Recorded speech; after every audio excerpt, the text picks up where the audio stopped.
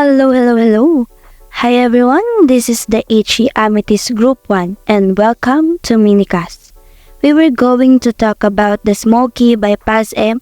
Latorena.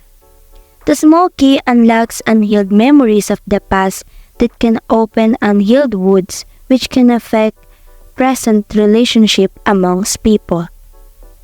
How will you feel if you find out that your husband has a wife before? Of course I'm mad because he keeps secret on me. Yeah, maybe the husband want to tell you about his past wife, but he doesn't know where to start. Yeah, Nicole is right. Maybe he doesn't want to hurt you. Enough with that. Come on, let's talk about now our thoughts and opinions about the story of the small key.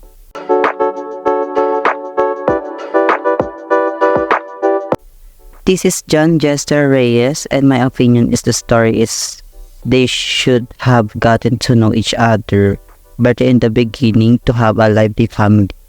When you love a woman, she would know what's going on between you and her because it's harder to keep a secret. If you were Soledad, I would respect the death of her first husband because they also had something together. It depends on the woman whether she was jealous or humble. For me, I would respect what they had together before. When you're jealous, don't be jealous of something. It should be personal, like you see the person you're with is with someone else. Yeah, you're right, Jess. It's always the trust in a relationship. I'm Katherine Reyes. My thoughts about this story is about trusting each other. Within a relationship, trust is essential in any relationship because trust can be hard to give. Fear and trust are inseparable. Every relationship, there must be trust between husband and wife. A man must give his full trust to his woman and the woman must trust her man. Soledad burned the clothes she found in the trunk to ensure that her worry about Pedro's continued love for his wife would not come true, and Pedro forgave his wife who didn't even think twice about what he did. And for me, that is the essence of love, being willing to forgive and forget just to save the relationship. Oh, now let's talk about forgiveness. So interesting. Hi, I'm Nicole Lorenzo. For me, Soledad didn't even confront Pedro about what she saw. They didn't talk properly about the things they did. Also, before falling in love or marrying someone else, make sure that you move on from your ex because as far as I understand from the story, it seems that Pedro has not moved on from his ex since he still keeps his ex belongings, which can hurt the present wife. Don't keep your ex belongings because it's disrespectful to your partner. Then Pedro seems to be holding back not to be angry with his wife, but in the first place, it is fault because he still keeps his ex things. When you already have someone new, don't value the things left by your ex. Give your partner assurance. Don't keep secrets from your wife. You should trust each other because trust makes everything better. That's right. Closure is must in a relationship, Nicole. Let's talk about the main characters, Soledad and her husband. How would you describe their personalities and the dynamics of their relationship? The character of Soledad undergoes significant development throughout the narrative. Initially portrayed as a loving and trusting wife, her transformation into a suspicious and conflicted character is both intriguing and relatable. It serves as a reminder of how personal insecurities can alter one's behavior. The small key raises ethical questions about trust and privacy within a marriage. What are the ethical dilemmas faced by the characters and how do they navigate them?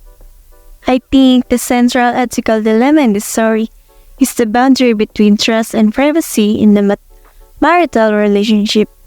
Both Soledad and Pedro struggle with the question of whether partners should have complete trust in each other without the need for privacy or whether certain personal matters should remain hidden. In terms of how they navigate, maybe Soledad and Pedro navigate this boundary differently. Soledad leans towards invading Pedro's privacy and her pursuit of the truth, while Pedro leans towards protecting certain secrets as a form of preserving their relationship. Ultimately, their contrasting approaches result in a clash of ethics and tragic outcome. The small keys itself serve as a powerful symbol in the story. It represents secret, hidden truth, and the potential for betrayal. This symbolism adds depth to the narrative and keeps reader engaged in the unfolding drama. Wait guys, do you believe that the themes and issues raised in the small key are still relevant in today's society? Why or why not?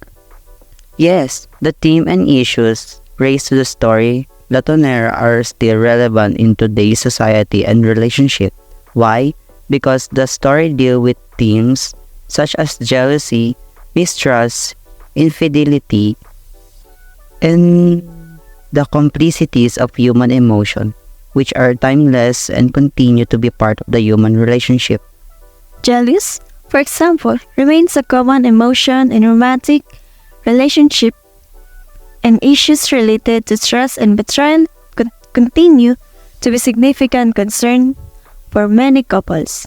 The story highlights the destructive effects of jealous and mistrust, which can lead to strained relationship and unhappiness. In a marriage where one partner holds a secret and manipulates the other, raises questions about honesty and communication in the relationship. This issue remains pertinent in contemporary society as open and honest communication is key to healthy relationship.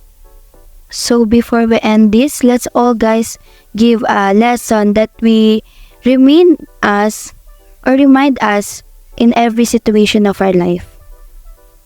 The lesson learned in the story is that the relationship partners need to trust each other because trust will strengthen each relationship so that the relationship will last, because if there is no trust between each relationship partner, their relationship will not last. The moral of the story is that trust is necessary in every relationship. Fear and trust go together in one because trust can be hard to provide. In order to satisfy her fears that Pedro would still have feelings of affection for his deceased wife, Soledad burned the clothes she discovered in the trunk. And lastly, the real point of the story. The Small Key by Paz M. Latorena is a short story that explores themes of love, trust, jealousy, and betrayal.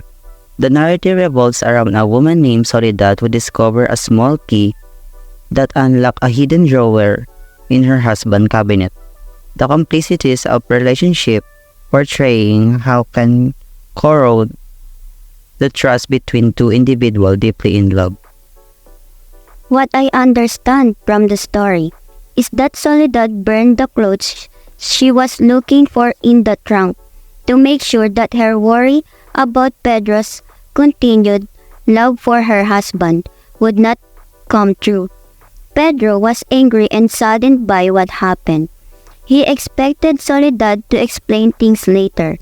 He thought to himself that he would forgive her because he loved her, but even if he did it out of love for her, it would always remain a matter of their resentment towards her for doing so.